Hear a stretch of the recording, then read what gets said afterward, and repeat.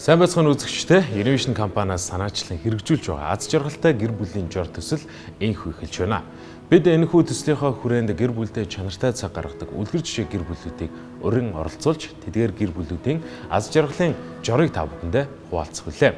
Ингээд өнөөдөр төслийнхөө хүрээнд бид бүхэн мөнх хоёрын гэр бүлийг урьсан байгаа. Ингээд та бүхэндээ мөнх хоёрын гэргийн уран заяаг танилцуулж байна. Сайн байна уу? Бүгдээрээ сайн байцгаана уу? Намайг уран заяа гэдэг. Одоо мөнх хоёрын эхнэр гэдгээр хүмүүс ер нь сайн мэдж байгаах.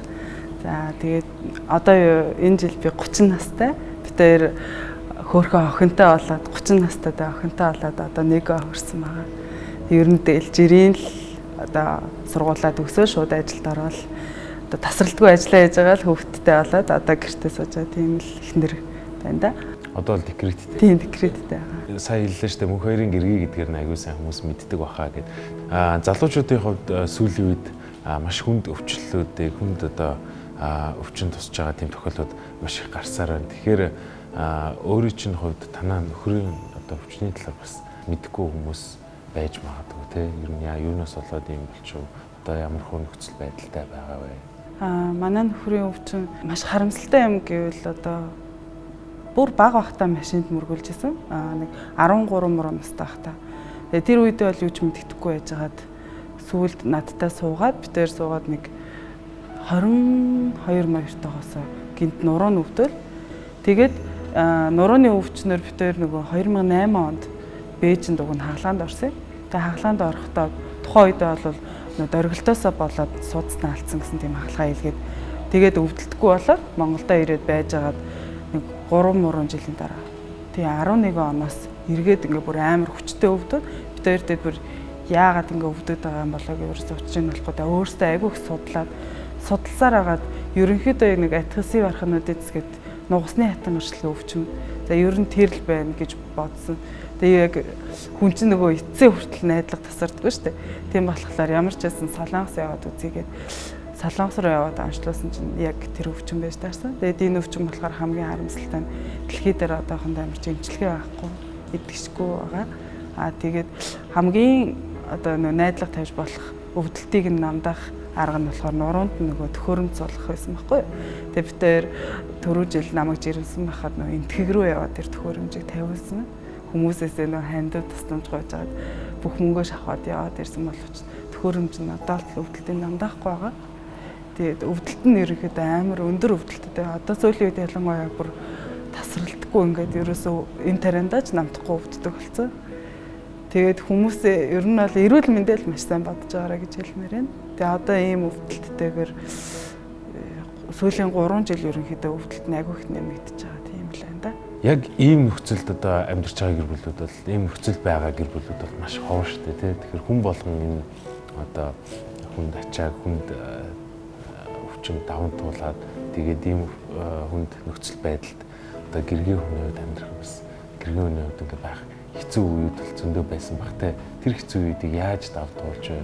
Ер нь ямар хэцүү үе тохиолддог вэ? Хэцүү үе гэхээр ерөнхийдөө бид хоёр яг нөгөө одоо олон жил ингээд өвчнөд тэмцээд ирсэн. Эргээд тухайн үедээ яг надад ингээл яг хэцүү байсан. Одоо эргээд бодглохлоор нөх амар хэцүү санагддгүй байсан юм байна л да. Яагаад тэгэхээр ингээд тэр хүнд ингээ амар хайртай. Яг ингээл хайртай хүмүүс чинь ингээд ямар нэгэн асуудал гарахаар ямар ч хэцүү санагдахгүйгээр ингээд аваа гарчдаг юм байна л да. Яг тэгжил туулж өнгөрсөн байна. Одоо бодохоор. За тэгэхээр өнөөдөр бас нэг өрсөн нэг гол зүйл байгаа. Тэгэхээр тэр зүйл энэхүү дэлгэцэн дээр бэлдсэн байгаа. Нөхөө ээжтэй байлаа хэлэв гэлээ төв. Сайн байна харт минь. Ханы хаажууд байж энэ одоо шалгуур тэмцэл энэ бүх энэ сорилт бүрийг ингээд авахд миний ард миний хажууд намайг дүгч ингэж миний өмнөд төшиг маань болж исэн шүү. Өдөр бүр чамаагаа ер нь одоо газар дээр нүсэл хайрт минь хань минь гэж аз жаргалтай байлгаж чаддгүй ч гэсэн сэтгэл зүрхэн татвар ямар ч тэр нэг залуу анх 15 жилийн өмнө дархан чам дээр одоо очиж исэн тэр зүрх сэтгэл минь яг тэр чигээрээ миний зүрх сэтгэлд хадгалаад чинийхэн одоо сэтгэлийн тэнхээ чинийхэн намайг гэдэг одоо бүх тэр зүрх сэтгэлийн ариун сайхан бүх зүйл дээр өдөө хүртэл би энэ их бэршээл бүрэгд гавч тулж явдаг шүү. Чамдаа хайртай шүү. Бас чамдаа баярлалаа. Хязгааргүй их баярлалаа. Маш их баярлалаа. Ийм бичлэг байгаа, ийм сэтгэлэг байгаа гэж төсөөлөг байсан. Яста төсөөлөөгүй.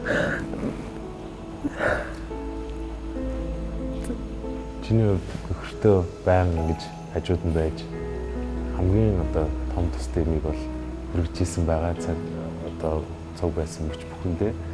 Тэгэхээр тэр бүхний хариудаас мөнх хоёр маань чамд өөрт чинь энэ удаад энэ нэвтрүүлгийг дамжуулаад бидэнтэй цог нэг сюрпризийг бэлдэж чамд баярлуулахаар шийдсэн байна.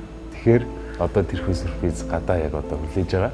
Тэр одоо хоёлаа хамтдаа гараад тэрийг олж харцгаая. За тийм.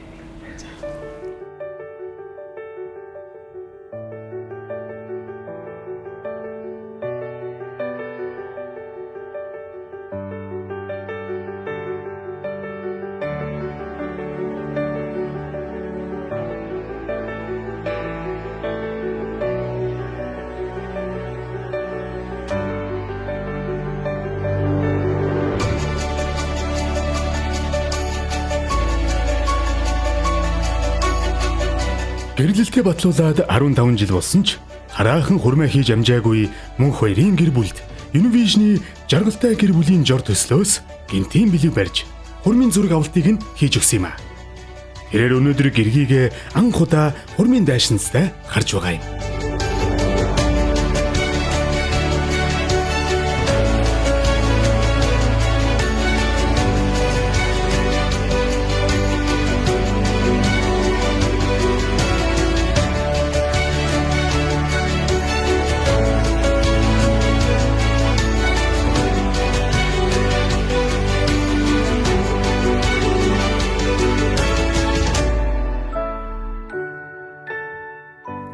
жилийн аз жаргалын түүхийг хамтдаа бичлэлцэж яваа мөнх хоёр уран заяагийн гэр бүл энэ удаагийн Univision-ы жаргалтай гэр бүлийн жор төсөлд оролцлоо.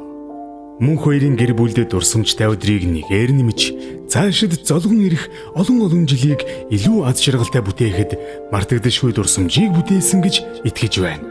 Мөн Univision-с гэр бүлээрээ чанартай цагийг өнгөрөөх төвүүдийн эрхийн бичиг гэр бүлийн сувлэлд амрах эрхийг бэлгэсэн юм а. Энэхүү төслийг жаргалтай гэр бүлийн жороо хамтдаа бүтээж яваа бүх гэр бүлүүдтэй зориулан хайраар бүтээв.